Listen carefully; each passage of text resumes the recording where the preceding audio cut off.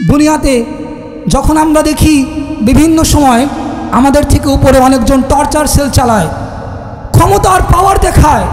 বিভিন্ন সময় আমরা দেখতে পারি বিভিন্ন সময় মাজলুমদেরকে অত্যাচার করা হয়। ওই সকল মানুষদের জন্য দৃষ্টান্ত আল্লাহ পাক রব্বুল আলামিন পৃথিবীতে বারংবার দিয়ে গিয়েছেন। বর্তমান যদি আপনারা তাকান দেখতে পারবেন ক্যালিফোর্নিয়া যেখানে আগুন জ্বল করে জ্বলছে, এগুলো আল্লাহর মহামারী ছাড়া কিছুই নয়। ক্যালিফোর্নিয়া, লস অ্যাঞ্জেলস যে জায়গাটাকে বলা হয় একদম বেহায়াপনার সবচাইতে বেশি ধিক্কারজনক জায়গা, এদের পাওয়ার, এরা এতদিন মানুষকে কুলসিত করে রাখত। ইসরায়েলের বিরুদ্ধে, ইসরায়েলের পক্ষে সমর্থন দিয়ে প্যালেস্টাইনকে যে সকল ডলার এরা উপহার দিয়েছে, যার মাধ্যমে প্যালেস্টাইনে যে সকল গাজায় যে সকল আক্রমণ চালিয়েছে, আল্লাহ পাক রব্বুল আলামিন কখনো কাউকে ছাড়তেন না।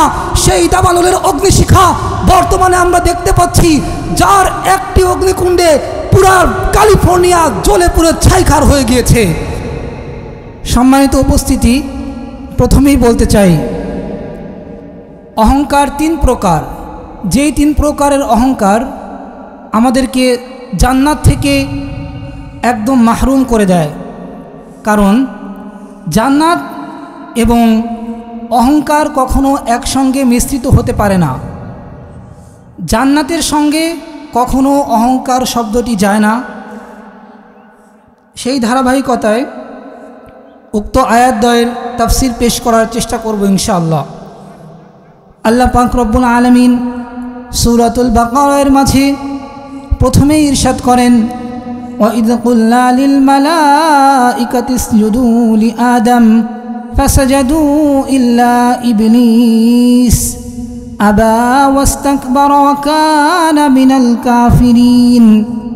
আল্লাহ পাক রব্বুল আলামিন যখন সর্বপ্রথম মানব জাতিকে সৃষ্টি করার পর হযরত আদম আলাইহিস সালাতু ওয়াস সালামকে সিজদা করার জন্য ফেরেশতা তৎকালীন সময়ে, যার নাম ছিল, বিশাল পণ্ডিত ছিল, অনেক জ্ঞানী ছিল, সেই ফেরেশতাকে আল্লাহ পাক রব্বুল আলামিন আদম আলাইহিস সালাতু ওয়াস সালামকে সিজদা করার জন্য আদেশ প্রদান করলেন। কিন্তু আবা ওয়াস্তাকবার ওয়া কানা মিনাল কাফিরিন, ওই ফেরেশতা তৎক্ষণাৎ এই সিজদা দেয়াকে অস্বীকৃতি জানালেন এবং সাথে সাথে ওই ফেরেশতাকে আল্লাহ কাফেরদের অন্তর্ভুক্ত করে এই দুনিয়াতে পাঠাইলেন। শুধু পাঠাইলেনই না, এই যাবৎকাল পর্যন্ত এই অহংকারের কারণে এই ধরনীতে যত প্রকারের মানুষ আছে, সবচেয়ে ধিক্কারজনক ওই নামটি হচ্ছে ইবলিস, যার নামটি কখনো সম্মানের সাথে উচ্চারণ করা হয় না। সকলেই যখন কোনো উপমা দেওয়া হয়, বলা হয় এই তুই ইবলিসের মতো ব্যবহার করতেছিস, কখনোই কোনো মানুষ এই নামটিকে সম্মানের সাথে নেয় না, বরঞ্চ ঘৃণা ভরে এবং ধিক্কার জানিয়ে এই নামটি উচ্চারণ করা হয় একমাত্র এই অহংকারের কারণে। ভাইরা আমার, এই অহংকারকে তিন ভাগে বিভক্ত করা হয়েছে। নাম্বার 1, তাকাব্বুরু আলাল্লাহ, আল্লাহর সাথে অহংকার করা। নাম্বার 2, তাকাব্বুরু আলাল মুরসালিন, নবী করিম সাল্লাল্লাহু আলাইহি ওয়াসাল্লামদের সাথে অহংকার করা। আর 3 নাম্বার হচ্ছে তাকাব্বুরু আলান নাস, অর্থাৎ মানুষের মাঝে যে হিংসা, জেলাসি, অ্যারগনেস বর্তমানে আমাদের পৃথিবীতে ছড়িয়ে আছে। আমরা কখনো কারোর ভালো দেখতেই চাই না, আমরা জেলাসি ফিল করি, কে কার উপরে উঠতেছে, কে কার উপরে চলে যাচ্ছে। এটা আমাদের দুনিয়ার একটি চরম বাস্তবতা। বিশেষ করে আমাদের বাংলাদেশে এই জিনিসটা সবচেয়ে বেশি পরিলক্ষিত হয়। সেই ধারাবাহিকতায় প্রথম যে প্রকারটি, আল্লাহ পাক রব্বুল আলামিনের সাথে অহংকার করার ফলে আল্লাহ পাক রব্বুল আলামিন যুগে যুগে ফিরআউন থেকে শুরু করে, নমরুদ থেকে শুরু করে সকলকে দৃষ্টান্তমূলক শাস্তির আওতায় এনেছেন। ফিরআউন, মুসা আলাইহিস সালাতু ওয়াস সালাম যখন ফিরআউনের কাছে দাওয়াত নিয়ে যাইতো, তার কথাগুলো হয়তো এমন, আরে কিসের খোদা, ফাকালা আনা রাব্বুকুমুল আলা, আমি তোমাদের বড় খোদা, আমি তোমাদের লর্ড। সো আমি তোমাদের খোদা, তার ভিতরে এত অহংকার হয়ে যায়, আত্ম অহংকার হয়ে যায় যে তিনি নবীকে অস্বীকার করতে শুরু করেন। এক পর্যায়ে মূসা আলাইহিস সালাতু ওয়াস সালামকে মিথ্যা প্রতিপন্ন করেন। ওয়া ইন্নী লাআযুন্নুহু মিনাল কাযিবিন। ডে বাই ডে এরকমভাবে পরিক্রমার বাঁকে বাঁকে যখন দুনিয়া চলতে থাকে, আল্লাহ পাক রব্বুল আলামিন দেখতে থাকেন যে কত দূর যাইতে পারে। ফিরাউন যখন তার লিমিট ক্রস করে ফেলে, আউট অফ কন্ট্রোল, যখন সে তার লিমিট ক্রস করে একদম শেষ সীমানায় চলে যায়, তখন তাকে নীল নদে ডুবিয়ে আল্লাহ পাক রব্বুল আলামিন শাস্তি দিয়ে থাকেন, যার চরম উপমা এখনও পর্যন্ত মিশরের জাদুঘরে গেলে ফিরাউনের লাশটি দেখা যায় অক্ষত অবস্থায় আছে, যে লাশটি দেখে মানুষ ধিক্কার জানায়। সম্মানিত মুসল্লিয়ান ইকরাম, মূসা আলাইহিস সালাতু ওয়াস সালামকে বিভিন্ন সময় এভাবে করে ফিরাউন পরীক্ষা নিত, মুআজিজা দেখার জন্য কোয়েশ্চেন করত। তো একবার বিশাল এক কনফারেন্স করা হলো, একটা উদ্যোগ করা হলো যে আসলেই আল্লাহ আছে কিনা নাই। তো মূসা আলাইহিস সালাতু ওয়াস সালাম যখন কনফারেন্সে প্রবেশ হলেন, তখন আল্লাহ পাক রব্বুল আলামিন বললেন, মূসা ভয় নাই, খুযহা ওয়ালা তাখাফ সানুঈদুহা সিরাতাহাল উলা। আল্লাহ পাক রব্বুল আলামিন ফাইদা হিয়া হাইয়াতুন তাসআ। মূসা আলাইহিস সালাতু ওয়াস সালামকে একটি লাঠি ছিল, যে লাঠিটা প্রত্যেকটা নবীরই একটা না একটা মুআজিজা আল্লাহ পাক রব্বুল আলামিন এই দুনিয়াতে দিয়েছেন। আমাদের নবীরও ছিল, মূসা আলাইহিস সালাতু ওয়াস সালামের ছিল, প্রত্যেকটা পয়গম্বরের একটা একটা করে মুআজিজা ছিল। যেই মুআজিজা দেখতে চাইলে মূসা আলাইহিস সালাতু ওয়াস সালাম লাঠিটাকে হাত থেকে যখন ছেড়ে দিলেন, তখন বিশাল এক সাপ, অনেক বড় আকৃতির একটি সাপ সবার সামনে উপস্থিত হলো। তখন সবাই তো ভয়ে একদম হতভম্ব হয়ে গেল। এমত অবস্থায় ফিরাউন বলল, এই মূসা, আগে তোমার সাপকে থামাও, তারপর বলছি তোমার রব আছে নাকি নাই। তখন যখন মূসা আলাইহিস সালাতু ওয়াস সালাম খুযহা ওয়ালা তাখাফ ভয় না পেয়ে আবার লাঠিটাকে ধরলেন, সাথে সাথে সাপটি আবার লাঠি হয়ে গেল। তখন মূসা আলাইহিস সালাতু ওয়াস সালাম বলতে লাগলো, এটা তো একটা জাদু, এটা কারিশমা, এটা মূসা মানুষকে জাদু করেছে, মূসা মানুষকে জাদু করে, জাদুকর, এরকম উপমা দেওয়া হইতো। ঠিক তেমনিভাবে আমাদের পয়গম্বর হজরতে মুহাম্মদুর রাসূলুল্লাহ সাল্লাল্লাহু আলাইহি ওয়াসাল্লামকেও কুরাইশের কাফেররা নির্যাতন করত, একদম শেষ সীমানায় গিয়ে জাদুকর বলা হইতো, বিভিন্ন প্রকার উপমা দেওয়া হইতো, পাগল বলা হইতো। এই অহংকারীদের কারণে পয়গম্বরগণ যদি আল্লাহর কাছে একবার এদের নামে ফরিয়াদ করতেন, তাহলে আল্লাহ পুরা পৃথিবীটাকে ধ্বংস করে দিতেন। কিন্তু পয়গম্বররা সবসময় তার উম্মতদের জন্য কল্যাণকামী হয়ে এসেছেন এবং অহংকারকে বিলুপ্ত করার জন্য আমাদেরকে সবসময় বিনয়ী হওয়ার পরামর্শ দিয়েছেন।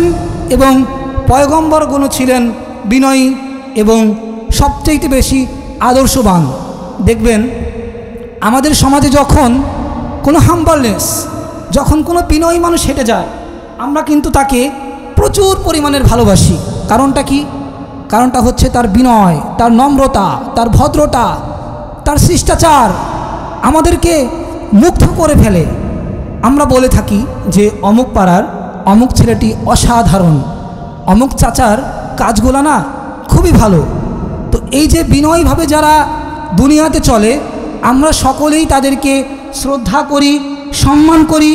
এটার কারণ হচ্ছে বিনয়কে আল্লাহ যেমন পছন্দ করেন, দুনিয়ার মানুষ তেমনি পছন্দ করেন। আর অহংকারী লোককে দুনিয়ার মানুষ তো পছন্দ করেনই না। আল্লাহ পাক রব্বুল আলামিন স্বয়ং এই সকল মানুষদেরকে নিকৃষ্ট হিসাবে ঘোষণা দিয়েছেন। ভাইরা আমার, অহংকার পরিত্যাগ করা চাই। এই অহংকার আল্লাহর থেকে শুরু করে, রাসূলের থেকে শুরু করে মানুষের মাঝেও এখন ছড়িয়ে পড়েছে। এভাবে করে যখন ইব্রাহিম আলাইহিস সালাতু ওয়াস সালাম তার গোত্রের মাঝে দাওয়াত দিতেন, সূরাতুল বাকারার 258 নম্বর আয়াতের তাফসীর খুলে আপনারা দেখবেন, আল্লাহ পাক রব্বুল আলামিন বলতেছেন, আলাম তারা ইলাল্লাযী হাজ্জা ইব্রাহিম ফি রাব্বিহি আন আতাহুল্লাহুল মুলক। ইব্রাহিম আলাইহিস সালাতু ওয়াস সালাম নমরুদকে যখন দাওয়াত দেন, হে নমরুদ, এই বাদশাহিত্ব আল্লাহ পাক রব্বুল আলামিনের, এই রাজত্ব আল্লাহ পাক রব্বুল আলামিনের। তখন নমরুদ কি বলে জানেন? নমরুদ বলেন, আমি তো আমাকে ছাড়া কাউকে খোদা মনে করতেছি না, আমি সবচেয়ে বড় খোদা, আমি এই পৃথিবীর খোদা, তোমার রবের কোনো পাওয়ার নাই, তোমার যে রব আছে এর একটি উদাহরণ দাও। তখন ইব্রাহিম আলাইহিস সালাতু ওয়াস সালাম বলেন, রব্বি আল্লাযী ইউহয়ী ওয়া ইউমীত, আমার রব এমন শক্তিশালী, আমার রব একজন মৃতকে জীবিত করার ক্ষমতা রাখেন, আবার জীবিতকে মৃত বানানোর ক্ষমতা রাখেন। নমরুদ তো ছিল অনেক পণ্ডিত, এরা ক্ষমতা বাঁচায় রাখানোর জন্য বিভিন্ন প্রকারের চক্রান্ত, বিভিন্ন প্রকারের সিস্টেম অবলম্বন করত। ঠিক তেমনিভাবে দুইজনকে কারাগারে বন্দী করা হইল। ইব্রাহিম আলাইহিস সালাতু ওয়াস সালামকে দেখানোর জন্য একজন কারাবাসীকে মুক্ত করে দেওয়া হলো এবং অপর একটি কারাবাসীকে হত্যা করা হইল। এরপরে নমরুদ বলতেছেন, এ ইব্রাহিম, এই দেখো আমি তো সবচেয়ে বড় খোদা, একজনকে মাইরে ফেলছি, আরেকজনকে দেখো তোমাদের সামনে মুক্ত করে দিয়েছি। এভাবে করে পয়গম্বরদের উপর টর্চার সেল চালানো হইতো, পয়গম্বরদেরকে অত্যাচারে সবসময় পয়গম্বরদেরকে নিপতিত করে রাখত, পয়গম্বরদের উপরে চালাইতো অসহ্য নির্যাতন, যা এই অহংকারের একটি প্রাদুর্ভাব। ভাইরা আমার, যখন এই সকল মানুষের, এই সকল স্বৈরাচারদের মৃত্যুর সময় আসে, তখন তারা বলে আল আন, তখন তারা বলে হে আল্লাহ আমি তো মুসলমান। যখন ফিরাউন নীল নদের মাঝখানে পড়ে যাবে, আল্লাহ পাক রব্বুল আলামিন নীল নদের সামনে ফিরাউনকে নিয়ে আসলেন। মুসা আলাইহিস সালাতু ওয়াস সালাম নীল নদ দিয়ে যখন ওই ব্রিজ পার হয়ে অতিক্রম করলেন, ফিরাউন সাথে সাথে বলে, এই দেখো আমি তোমাদের খোদা, আমি তোমাদের জন্য বিশাল বড় এক ব্রিজ করে রেখেছি। যখন ব্রিজের উপরে ওঠে, আল্লাহ পাক রব্বুল আলামিন বলেন, হে শয়তান ওঠ, তোকে তারপর খেলা দেখাচ্ছি। যখন মাস বরাবর সময় যায়, টাইম যখন চলে যায়, তখন কিন্তু তাওবার আর কোনো সময় থাকে না। যখন মাঝ বরাবর অবস্থানে যায়, ব্রিজটা যখন দ্বিখণ্ডিত হয়ে যায়, নীল নদের মাঝে মুসা আলাইহিস সালাতু ওয়াস সালাম পার হয়ে যাওয়ার পর যখন ফিরাউন নীল নদের মাঝে পড়ে যায়, তখন বলে, হে আল্লাহ আনা মিনাল মুসলিমিন। তখন আল্লাহ কি বলেন জানেন? আল আন ওয়াকাদ আসাইতা ক্বাবলু ওয়া কুনতা মিনাল মুফসিদিন, তুই তো খাটাস, তুই কিসের মুসলমান, এখন টাইম আপ, এখন আর কোনো সুযোগ নাই। দুনিয়াতে যখন আমরা দেখি বিভিন্ন সময় আমাদের থেকে উপরে অনেকজন টর্চার সেল চালায়, ক্ষমতার পাওয়ার দেখায়, বিভিন্ন সময় আমরা দেখতে পারি বিভিন্ন সময় মাজলুমদেরকে অত্যাচার করা হয়। ওই সকল মানুষদের জন্য দৃষ্টান্ত আল্লাহ পাক রব্বুল আলামিন পৃথিবীতে বারংবার দিয়ে গিয়েছেন। বর্তমান যদি আপনারা তাকান, দেখতে পারবেন ক্যালিফোর্নিয়া যেখানে আগুন জল জল করে জ্বলছে, এগুলো আল্লাহর মহামারী ছাড়া কিছুই নয়। ক্যালিফোর্নিয়া, লস অ্যাঞ্জেলস, যে জায়গাটাকে বলা হয় একদম বেহায়াপনার সবচাইতে বেশি ধিক্কারজনক জায়গা, এদের পাওয়ার, এরা এতদিন মানুষকে কুলসিত করে রাখত। ইসরায়েলের বিরুদ্ধে, ইসরায়েলের পক্ষে সমর্থন দিয়ে প্যালেস্টাইনকে যে সকল ডলার এরা উপহার দিয়েছে, যার মাধ্যমে প্যালেস্টাইনে যেই সকল গাজায় যেই সকল আক্রমণ চালিয়েছে, আল্লাহ পাক রব্বুল আলামিন কখনো কাউকে ছাড়তেন না। সেই দাবানলের অগ্নিশিখা বর্তমানে আমরা দেখতে পাচ্ছি, যার একটি অগ্নিকুণ্ডে পুরা ক্যালিফোর্নিয়া জ্বলে পুরো ছাইখার হয়ে গিয়েছে। এ সকল সব কিছুই আল্লাহ পাক রব্বুল আলামিনের মহিমা ছাড়া কিছুই নয়। ভাইরা আমার, সময় সংক্ষিপ্ত, বেশি আলোচনা লম্বা করার সুযোগ নেই, সংক্ষেপে চলে যেতে হবে। তো আমরা প্রথম পর্যায়ে ছিলাম, যেই পর্যায়টা হচ্ছে আল্লাহ পাক রব্বুল আলামিনের সঙ্গে অহংকার করা, যেটার শাস্তি আল্লাহ পাক রব্বুল আলামিন নিজেই দিয়ে থাকেন। এই ধরনীতে যত প্রকারের স্বৈরাচার দেখবেন, সকলেরই একটা দৃষ্টান্ত আছে। কাউকে আল্লাহ মশার মাধ্যমে হত্যা করেছেন, কাউকে আল্লাহ নীল দরে ডুবিয়ে হত্যা করেছেন। তারপরেও আমাদের ক্ষমতার লোভ যায় না, আমাদের পাওয়ারের লোভ যায় না। কিসের এত অহংকার? মানুষ মারা গেলে তার কোনো কিছুই থাকে না, জাস্ট ফর একটা পিরিয়ড, একটা সার্কেল। আমরা যারা 2000 সালে জন্মগ্রহণ করেছি, আমার মনে হয় না এখান থেকে 2100 সাল পর্যন্ত কেউ দেখতে পারবে। বর্তমান সময়ে যদি আমরা জাস্ট এভারেজ হায়াত বিবেচনা করি, সর্বোচ্চ গেলে 60, 65, 70, বেশি বুড়া হয়ে গেলে 80। এই ছোট্ট জীবনে আমাদের কত চাওয়া পাওয়া, লোভ লালসা আমাদেরকে আচ্ছন্ন করে রেখেছে। আমাদেরকে দুনিয়ার মোহ, যশ চাই আমার, খ্যাতি চাই আমার, আরও টাকা চাই আমার। থামুন না একটু, ভাবুন, take a rest, take a brace, ভাবুন, ভাবা উচিত, ভাবার সময় হয়েছে আমাদের। এখনও আসুন যুবক ভাইরা, জেন জেড সকলকে আহ্বান করছি, ইউনিটি, ঐক্য, সকলেই এক হও। মাদ্রাসার ছাত্রদেরকে কখনোই তোমাদের শত্রু ভেবো না। ভাইরা আমার, সকল আলেম ওলামাদের পক্ষে একটি স্লোগান দিতে চাই, আপনি জামাত হন নাকি হেফাজতে ইসলাম হন, নাকি সুন্নি আলেম হন, নাকি ওয়াহাবি হন, সেইটা দেখার সময় নাই। হিংসাকে বাদ দেন, হিংসা বাদ দিয়ে এক পতাকা তলে আসুন, ভ্রাতৃত্বকে জাগিয়ে তুলুন, ইসলামকে আল্লাহর জমিনে ছড়িয়ে দিন, ইসলামের মহিমা, ইসলামের সৌন্দর্য আল্লাহর দুনিয়ায় পুরা বিস্তৃত করে দিন। তাহলেই দেখবেন আমাদের মাঝে শান্তি ফিরে আসবে। কিন্তু আমাদের সমস্যাটা হচ্ছে আমরা আইকনিক লিডার নির্বাচন করতে পারছি না। আমরা আমাদের লিডার যখনই দেখি একজন উপরে উঠতে যায়, আমরা তার পিছে লেগে থাকি। এটা ঠিক নয়। সে তার মতো আগাক, আপনিও চেষ্টা করেন, ট্রাই ইট, বাট কেন তার পিছে লেগে থাকেন? একজন মানুষের পিছে লেগে থাকলে কখনোই উন্নতি সাধন করা যায় না, বরং আপনি আরও পিছিয়ে যাবেন। আপনাকে ট্রাই করতে হবে সামনের দিকে আগানোর। ভাইরা আমার, 2 নম্বর টপিকে ঢুকে যাব। 2 নম্বরে আল্লাহ পাক রব্বুল আলামিন বলেন, তাকাব্বুরু আলাল মুরসালিন, যে অহংকারটা আল্লাহ পাক রব্বুল আলামিন একদম অপছন্দ মনে করেন। পয়গম্বরদেরকে শুরু করে প্রত্যেকটা পয়গম্বরদের সাথে এভাবে অত্যাচার করা হইতো। নূহ আলাইহিস সালাতু ওয়াস সালাম যখন তার সম্প্রদায়ের মাঝে প্রচার করলেন যে, হে উম্মত, আসো সকলে এক পতাকা তলে, এক ভ্রাতৃত্ব তলে, আসো আমরা এক আল্লাহর আহ্বান করি, আসো আমরা এক আল্লাহর রাজত্ব ছড়িয়ে দেই। কিন্তু ওইখানেও সমস্যা ছিল নাকি নাই? প্রত্যেক জামানায়, প্রত্যেক সময়ে একটা না একটা ফেতনা, শাসক, বাদশাহ, এরা জালিমের ঘুমে এই পৃথিবীতে আবির্ভূত হয়ে থাকে। ঠিক সেই সময়ও নূহ আলাইহিস সালাতু ওয়াস সালামকে অত্যাচার করা হইতো, নিপীড়ন করা হইতো। নূহ আলাইহিস সালাতু ওয়াস সালামকে বলা হইতো, তোমার আল্লাহকে আগে তুমি আর তোমার আল্লাহ যুদ্ধ করো, তারপর আমরা আসব। এরকম করে বিভিন্ন প্রকারের কটূক্তিমূলক কথা, বিভিন্ন প্রকারের একদম হ্যায় প্রতিপূর্ণ করার মতো কথা পয়গম্বরদেরকে শোনানো হইতো, ছোট করা হইতো। ভাইরা আমার, ঠিক তেমনিভাবে আমাদের নবী রাসূলুল্লাহ সাল্লাল্লাহু আলাইহি ওয়াসাল্লামকে মক্কার কাফেররা বলতে লাগলো যে, তোমার আল্লাহর কি পাওয়ার আছে? তোমার আল্লাহর যদি পাওয়ার থাকে আমাদেরকে একটা মুআজিজা দেখাও। তো আল্লাহ রাসূল বিভিন্ন প্রকারের মুআজিজা তো দেখাইছেন, আপনারা জানেন, চাঁদকে দ্বিখণ্ডিত করে দেখাইছেন। তারপরেও ওই কাফেররা বিশ্বাস করে না, মানে এদের বিশ্বাসই হয় না যে আল্লাহ আছে।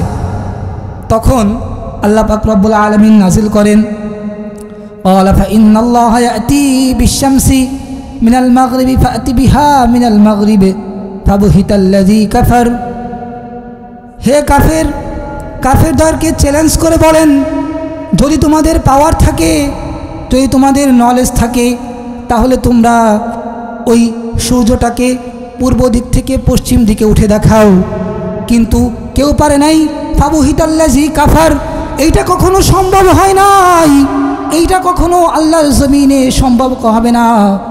দেখবেন সকালবেলায় যখন সূর্য উঠে, ওই সূর্যটা আল্লাহর নাম নিয়ে উঠে।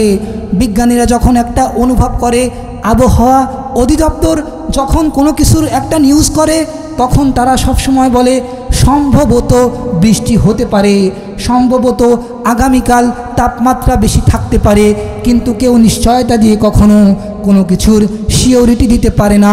ভাইরা আমার, ঠিক সেমনিভাবে বলতে চাই, এই দুনিয়ার মালিক আল্লাহ, এই দুনিয়ার সকল কিছুর মালিক আল্লাহ। কুলিল্লাহুম্মা মালিকাল মুলকি তুতিল মুলকা মান তাশা ওয়া তুনজিউল মুলকা মিম্মান তাশা ওয়া তুইজ্জু মান তাশা ওয়া তুযিল্লু মান তাশা বিয়াদিকাল খায়র। ভাইরা আমার, পাওয়ার নিয়ে এত উত্তেজিত হওয়ার কিছু নাই। আপনার কপালে যদি পাওয়ার লেখা থাকে, অবশ্যই আল্লাহ আপনাকে সম্মানিত স্থানে পৌঁছে দিবেন। আর আপনার কপালে যদি লাঞ্ছিত হওয়ার বিষয়টি লেখা থাকে, তাহলে দুনিয়ার সকল ক্ষমতা একত্রিত করেও আল্লাহ পাক রব্বুল আলামিন আপনাকে ওই লাঞ্ছনা থেকে কখনো বাঁচিয়ে আনতে পারবেন না। ভাইরা আমার, আল্লাহ পাক রব্বুল আলামিনের সিস্টেমকে ফলো করুন। অথচ আমরা এই দুনিয়ার লোভ লালসা, এই দুনিয়ার যশ খ্যাতির পিছনে পড়ে আছি। আমরা যখন একটি গাড়ির মালিক হই, আমাদের টেনশন আছে কেমনে আমরা প্লেন ক্রয় করতে পারি। যখন আমরা প্লেন কিনতে পারি, তখন আমাদের টেনশন থাকে কেমনে আরও উপরে যাইতে পারি। ইউনিয়নের চেয়ারম্যান সাহেবের চিন্তা থাকে কেমনে পৌরসভার মেয়র হওয়া যায়। মেয়র সাহেবের চিন্তা থাকে কেমনে এমপি হওয়া যায়। এমপি সাহেবের চিন্তা থাকে কেমনে প্রধানমন্ত্রিত্ব হাসিল করা যায়। কিন্তু আল্লাহ পাক রব্বুল আলামিন তো বলেন, সম্মান দেওয়ার মালিক একমাত্র আল্লাহ, অহংকার করিও না। অহংকার করা একমাত্র আল্লাহর সোপান। আল্লাহ ছাড়া এই ধরনের কারোর পক্ষে অহংকার করা সাজে না। মানুষ সে তো একটি জীব মাত্র। একটি পিরিয়ড শেষে মানুষ অবশ্যই মারা যাবে। এই দুনিয়ার কোনো মানুষ চিরস্থায়ী হয় নাই। এই দুনিয়ায় নমরুদ চিরস্থায়ী হয় নাই। এই দুনিয়ায় ফিরাউন চিরস্থায়ী হয় নাই। এই দুনিয়ায় কখনো কোনো মানুষ চিরস্থায়ী হইতে পারবে না। সুতরাং আমাদের সকলের উচিত এই দুনিয়ার সকল প্রকার অহংকারকে বাদ দিয়ে সকলের সাথে বিনয়ের সাথে ব্যবহার করা। ভাইরা আমার, 3 নাম্বার টপিকে চলে যাব, আত-তাকাব্বুরু আলান নাস। সময় খুবই সংক্ষিপ্ত। অহংকার মোট 3 প্রকার। 1 নম্বরে ছিলাম তাকাব্বুরু আলাল্লাহ, আল্লাহর সাথে অহংকার করা। 2 নাম্বার হচ্ছে তাকাব্বুরু আলাল মুরসালিন, নবী পয়গম্বরদের সাথে অহংকার করা। 3 নাম্বার হচ্ছে তাকাব্বুরু আলান নাস, মানুষের সাথে অহংকার করা। এইটা আমাদের বাংলাদেশে বর্তমানে হিউজ পরিমাণের দেখা যায়। বর্তমানে অ্যারোগেন্স, সকলের প্রতি জেলাসি। দেখবেন কোনো দলের নেতা যদি একটু উপরে উঠে যায়, অপর দলের নেতার পক্ষ থেকে আক্রমণ শুরু হয়ে যায়। দেখবেন কারোর ছেলে যদি একটু ভালো জায়গায় চান্স পেয়ে যায়, অপরের ছেলে অমুক ব্যক্তিকে এসে শোনায়, এই আমার ছেলে অমুক জায়গায় চান্স পেয়েছে, তোমার ছেলের কি হয়েছে। ভাইরা আমার, প্রত্যেকটা মুসলিম পরিবারকে বলতে চাই, আল্লাহ পাক রব্বুল আলামিন এক একজনের থেকে এক এক প্রকারের কাজ নিযুক্ত করেন। কাউকে আল্লাহ পাক রব্বুল আলামিন মুফাসসিরে কুরআন বানান, কাউকে আল্লাহ পাক রব্বুল আলামিন হাদিসের দর্শ দেন, কাউকে দিয়ে আল্লাহ পাক রব্বুল আলামিন মিডিয়া প্রচার করেন, কারোর মাধ্যমে পাইলট বানান, কাউকে আল্লাহ পাক রব্বুল আলামিন প্রফেসর বানান, আর কাউকে আল্লাহ পাক রব্বুল আলামিন এই সকল মানুষদেরকে হ্যান্ডেল করার জন্য নিযুক্ত করেন। সুতরাং আপনার ছেলে যদি কোনো বিষয়ে ফেল করে, ওকে এরকম ধরনের অসৌজন্যমূলক কথা বলবেন না, বরং তার কনফিডেন্স লেভেলকে বাড়িয়ে দিন। মনে রাখবেন কার ভিতরে কি আছে এইটা আল্লাহ পাক রব্বুল আলামিন ভালো জানেন। এমনও হইতে পারে আপনার ওই সন্তানটি সামনের দিনে ইসলামের পতাকাকে উঁচু করে ধরবে। ওই আপনার ছেলেটি সামনের দিনে আল্লামা দেলওয়ার হোসেন সাইদির মতো হবে, আপনার ছেলেটি আল্লামা শামসুল হক ফরিদপুরীর মতো হবে। এই জন্য কাউকে এভাবে বলবেন না, তোকে দিয়ে কি হবে, তোকে দিয়ে তো কিছুই হবে না। ঠাট্টা বিদ্রুপ এবং সকল প্রকারের অহংকার করা আল্লাহ পাক রব্বুল আলামিন একদম নিষিদ্ধ করে দিয়েছেন।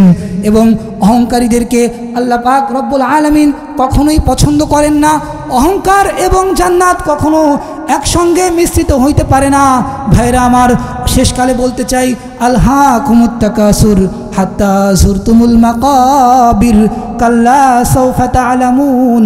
হে ভাইরা, তোমাদের দুনিয়ার সন্তানি যা কিছু আছে, ধন সম্পদ, সব কিছু মাত্র একটা মাত্র মরীচিকা। এগুলা সময়ের সাথে সাথে শেষ হয়ে যাবে। একটা পিরিয়ড শেষ হওয়ার পরে দেখবেন আপনার সন্তান আপনাকে ভুলে যাবে। ওই কবরের যখন আপনি যাবেন বা কিয়ামতের ময়দানে আপনার সন্তান আপনার কোনো কাজে আসবে না। সেদিন যার যার আমল নিয়ে সে দেখবেন চিন্তিত হয়ে যাবে। সুতরাং ভাইরা আমার, সময় আছে এখনও, চিন্তা করুন, ভাবুন, ভাবার সময় এসেছে।